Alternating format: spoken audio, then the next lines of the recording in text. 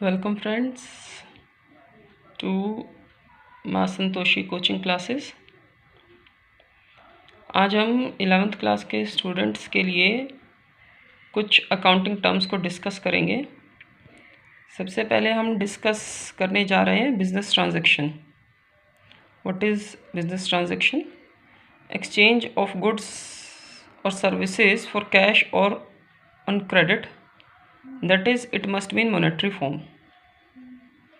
जब हम गुड्स और सर्विसेज को हम एक्सचेंज करते हैं कैश पर या फिर क्रेडिट पर, क्रेडिट मतलब उधार, उसे हम बिजनेस ट्रांजैक्शन कहते हैं। दैट मीन्स उसमें बार्टर सिस्टम इंक्लूड नहीं होना चाहिए, जैसे एशियन टाइम्स में पर्सन करते थे कि पेन के बदले में पेंसिल एक्सचेंज कर ली। That is not known as business transaction. अब फर्दर हम अकाउंटिंग टर्म्स डिस्कस करेंगे। फर्स्ट है कैपिटल। इट इज़ मनी और money is worth invested by the proprietor in the business. Money और मनी इज़ वर्थ, पैसा या पैसे की फॉर्म में कुछ भी, जैसे कि टेबल, चेयर, कुछ फर्नीचर मेरे पास है, घर में है, और मैं उसको अपने बिजनेस में अपने कस्टमर्स के बैठने के लिए लाना चाहती हूँ। So that is also known as capital. It may be brought in the form of cash और असेट्स। वो कैश की फॉर्म में भी हो सकता है और असेट्स की फॉर्म में भी। अब वो असेट्स क्या हैं उसको हम फर्दर डिस्कस करेंगे, नेक्स्ट पॉइंट ही है। अब कैपिटल के एग्जांपल्स लेते हैं हम कुछ। For example cash, furniture, machinery etcetera. It is shown on the liability side of the balance sheet. अब इसका अकाउंटिंग ट्रीटमेंट क्या होता है कि कैपिटल हमारी कहाँ दिखाई जाती है? ये बैलेंस शीट की लायबिलिटी साइड पे शो की जाती है। अब इसका सेकंड नेम क्या है? It is also known as owner's equity और नेटवर्थ। ये आपको नाम याद करने की ज़रूरत है कि कैपिटल का सेकंड नेम है ओनर्स इक्विटी या फिर नेटवर्थ भी इसे कहा जाता है। कैपिटल का फॉर्मूला करेंगे, capital is equal to assets minus liability. अभी असेट्स और लायबिलिटीज़ क्या होते हैं इसे हम फर्दर डिस्कस करेंगे। Assets, material things which can be use for further activities of the business and belongs to the business. ऐसी कोई भी चीज़ जो कि बिजनेस में हेल्प करती है और जो बिजनेस की है उसे हम असेट्स कहते हैं, जो कि बिजनेस को चलने में हेल्प करें। अब असेट्स हमारी फर्दर टाइप होती हैं असेट्स की हमारी, उसको हम डिस्कस करते हैं। फिक्स्ड असेट्स, उसका दूसरा नाम है non current assets. Those assets which help in production and are not meant for resale. ऐसी असेट्स जो कि हमें प्रोडक्शन में हेल्प करती हैं और जो कि रीसेल पर्पज से नहीं होती हैं। And assets which are for long term use, और जो कि लंबे समय के इस्तेमाल के लिए होती हैं उसे हम फिक्स्ड असेट्स कहते हैं। इनके एग्जांपल्स देख लेते हैं। Land and building, furniture, motor vehicle etcetera. एक बार दोबारा करते हैं। फिक्स्ड असेट्स वो असेट्स होती हैं जो कि हमें प्रोडक्शन में हेल्प करती हैं, जो कि रीसेल पर्पज से नहीं होती हैं और जो कि लंबे समय के इस्तेमाल के लिए होती हैं। जैसे लैंड एंड बिल्डिंग, अगर मैंने लैंड एंड बिल्डिंग पे अपना बिजनेस एस्टेब्लिश किया है तो वो लैंड एंड बिल्डिंग मेरी बेचने के लिए नहीं है, वो मुझे प्रोडक्शन में हेल्प करेगी, यानी कि सेल के पर्पज़ से हेल्प करेगी। और जब तक मेरा बिजनेस चलेगा 15 साल तक, 20 साल तक, 30 साल तक, तब तक वो लैंड एंड बिल्डिंग मेरे पास रहेगी। So that is known as fixed asset. अब फिक्स्ड एसेट की हम फर्दर टाइप्स और करते हैं। फिक्स्ड एसेट्स हमारी होती हैं साथ साथ, अभी करते हैं intangible assets. Tangible assets are those assets which have physical existence and they can be seen और टच्ड। ऐसी एसेट्स जिनकी फिजिकल एग्जिस्टेंस भी है और जिनको देखा और छुआ भी जा सकता है उसे बोलते हैं टेंजिबल एसेट्स, जैसे कि land and building, plant and machinery, motor vehicle, office equipment, furniture, fixtures, livestock. Now है intangible assets are those assets which do not have physical existence and they cannot be seen और touched. ऐसी assets जिनको हम देख और छू भी, जिनकी फिजिकल एग्जिस्टेंस भी नहीं है, जिनको हम देख और छू भी नहीं सकते, लेकिन वो बिजनेस में प्रॉफिट्स अर्न करने में हमें हेल्प करती हैं, उन्हें हम इंटेंजिबल एसेट्स कहते हैं। जैसे कि पेटेंट्स, ट्रेडमार्क्स, कॉपीराइट, गुडविल। उसके बाद हम आते हैं wasting assets. Wasting assets are natural resources value of which decreases with the usage and with the passage of time. Wasting assets natural resources होते हैं, प्राकृतिक संसाधन होते हैं जिनकी वैल्यू समय के साथ घटती जाती है। इनके एग्जाम्पल हैं wasting asset, mine, oil wells etcetera. जैसे कि हमारी तेल की खदान होती हैं, कोल माइंस होती हैं। अगर उसके अंदर से हम कोयला निकालते जाएंगे कभी ना कभी वो भी ख़त्म हो जाएंगे, तो कुछ समय के बाद वो माइंस वैल्यूलेस हो जाती हैं, क्योंकि उसके अंदर ना ही तो कोल बचता है, ऑयल बचता है, कुछ भी नहीं बचता उसके अंदर।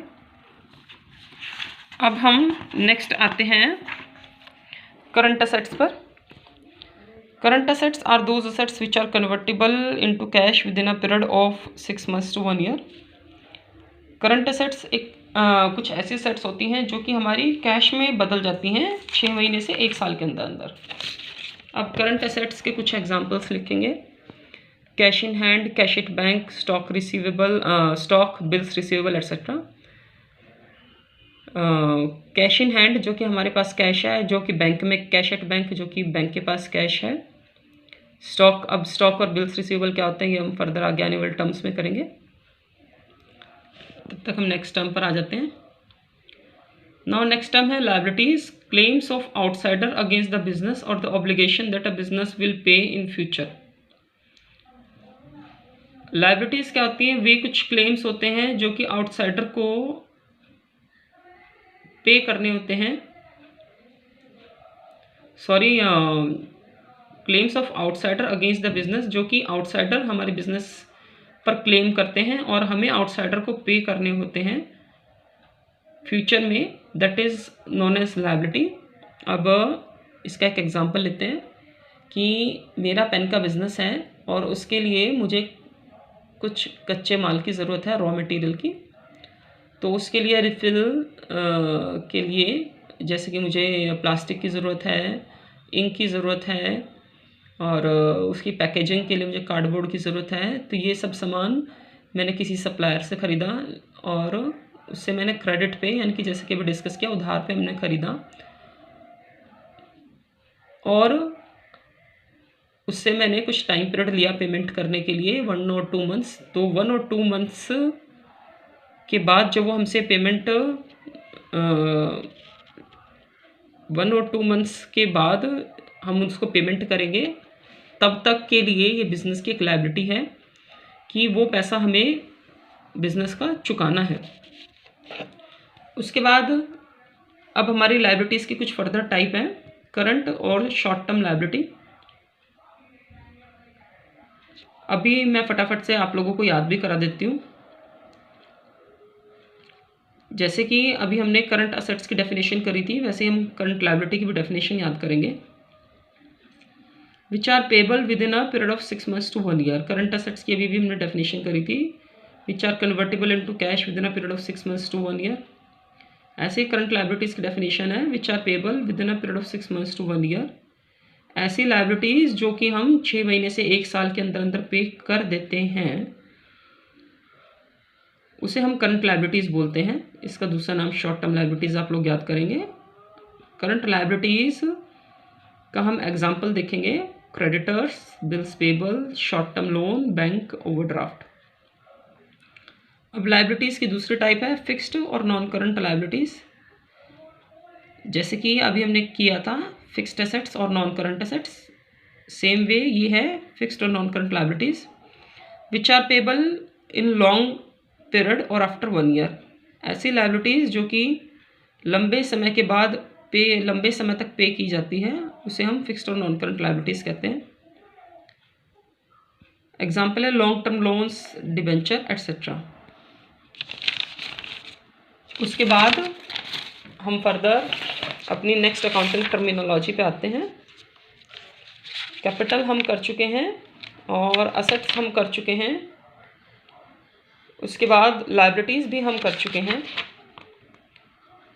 बिजनेस ट्रांजैक्शन भी हमने कवर कर ली है। उसके बाद हम कवर करेंगे what are debtors?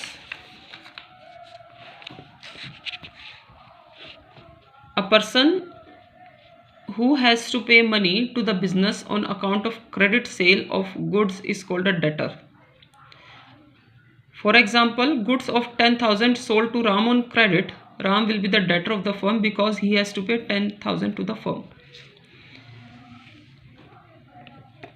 अब स्टूडेंट्स को डेटर और क्रेडिटर में बहुत कंफ्यूजन होती है। तो डेटर्स ऐसे पर्सन होते हैं जिनसे हमें पैसा लेना होता है। सपोज करते हैं, हम एक एग्जांपल लेते हैं कि मेरी एक बिज़नेस फर्म है और मैंने पेन की प्रोडक्शन की, और उस पेन की प्रोडक्शन करने के बाद मैं उसे सेल करने के लिए मार्केट में जाती हूँ उसको सेल करने के लिए। और अगर वो मैं पेन कैश में सेल करती हूँ, then the transaction is over, कि मैंने पेन बेच दिया और कस्टमर से पैसे ले लिए। लेकिन अगर उसी पेन को मैं बेचती हूँ और कस्टमर मुझे पैसे नहीं देता है, वो कहता है कि 1 या 2 डेज़ के बाद वो मुझे पैसे देगा, that is known as a credit transaction, कि वो उधार पर मुझसे पेन लेकर के गया है। And for the mean time, कि 1 या 2 दिन तक, जब तक वो मुझे पैसे नहीं देता है, तो उस समय तक के लिए वो मेरा डेटर है।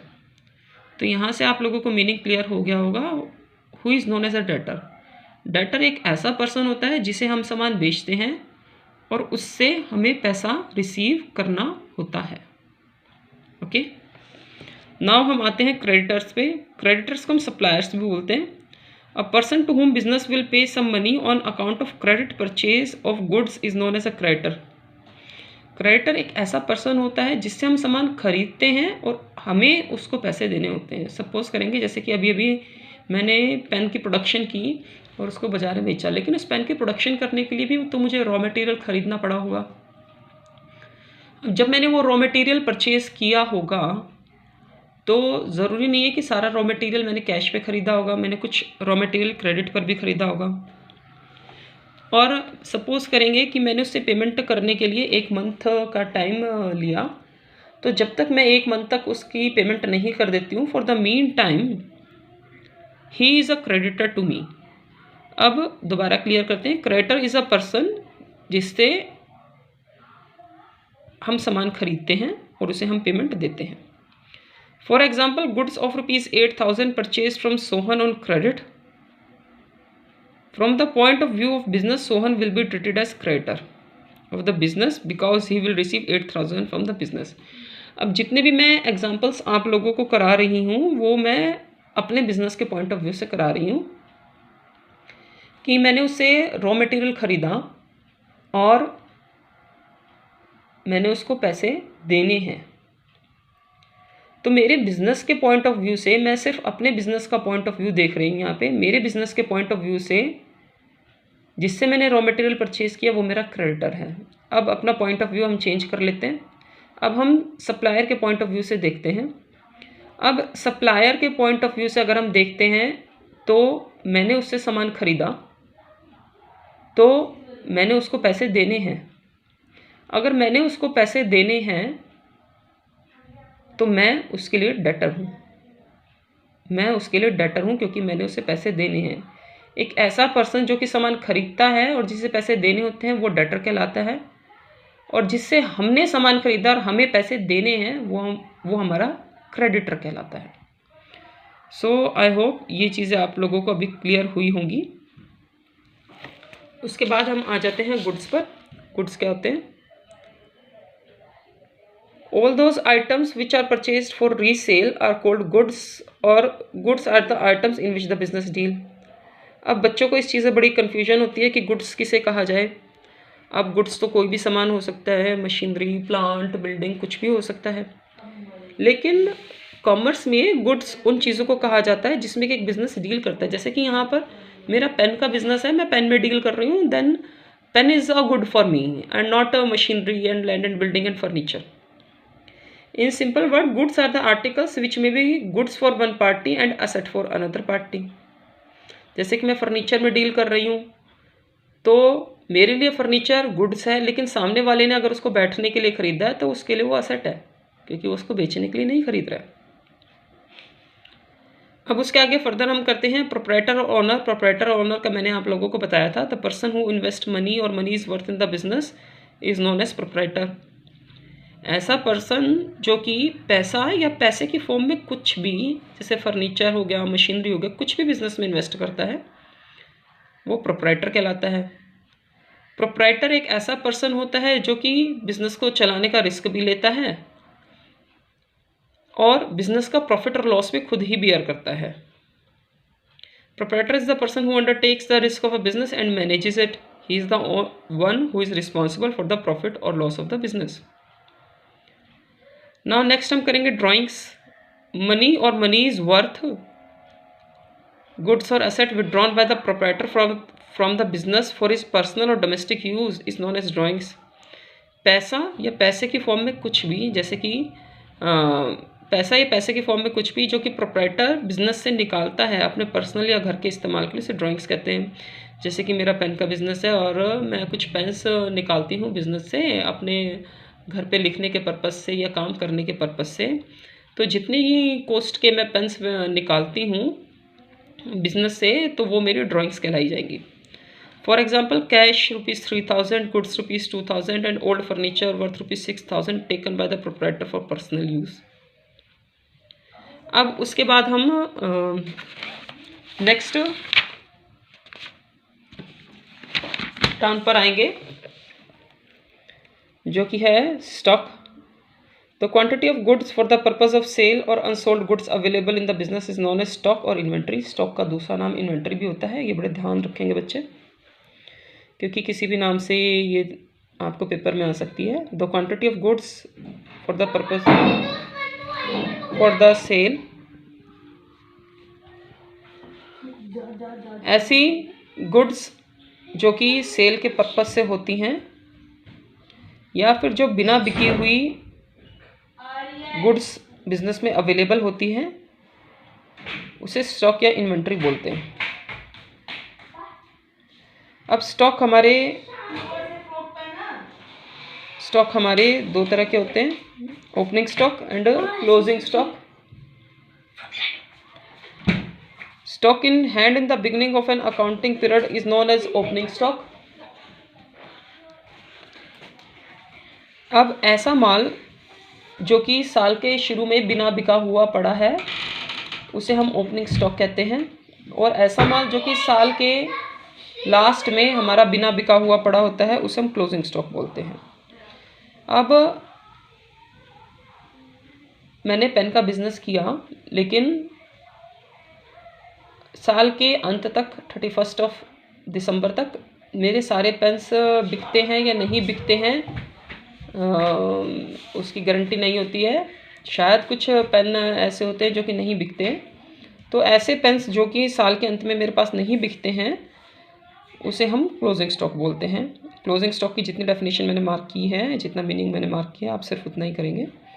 It represents the value of goods which remain unsold at the end of trading period. ऐसे गुड्स जो कि साल के अंत में बिना बिकी हुई हैं, उसे क्लोजिंग स्टॉक बोलते हैं। और opening stock, stock in hand in the beginning of an accounting period is known as opening stock. और 31 दिसंबर को सपोज करो मेरे पास 5000 पेन्स बिना बिके हुए पड़े हैं मेरे पास, तो 1 जनवरी को ही वही पेन्स हैं जो कि बिना बिके हुए हैं हमारे पास। तो एक साल का क्लोजिंग स्टॉक दूसरे साल का ओपनिंग स्टॉक कहलाता है। नाउ नेक्स्ट हम आते हैं परचेजेस पर। Purchase means the commodity in which a trader deals. Purchase include both cash and credit purchase. Credit purchase of goods during the accounting period. Purchase का मतलब क्या होता है? परचेज, यहाँ पर परचेज का मतलब है purchase and purchase return of goods.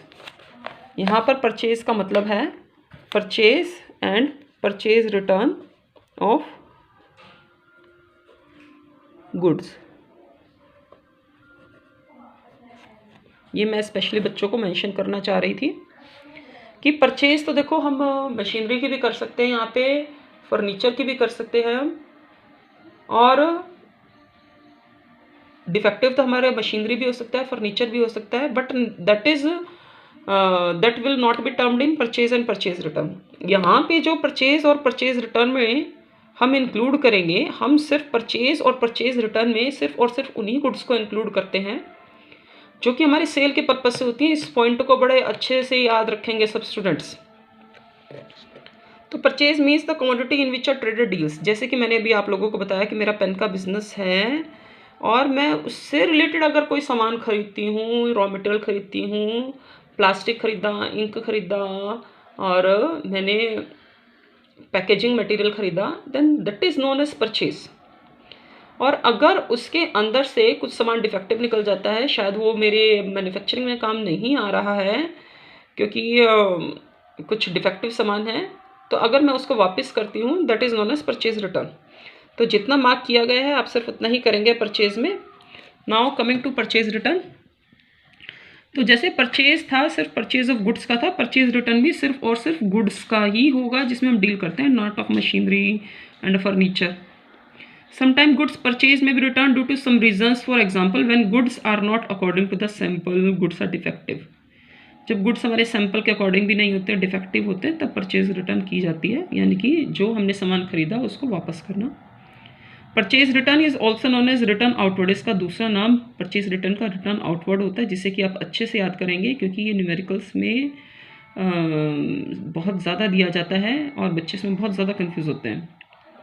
अब सेल और रेवेन्यू फ्रॉम ऑपरेशन। सेल का दूसरा नाम है रेवेन्यू फ्रॉम ऑपरेशन।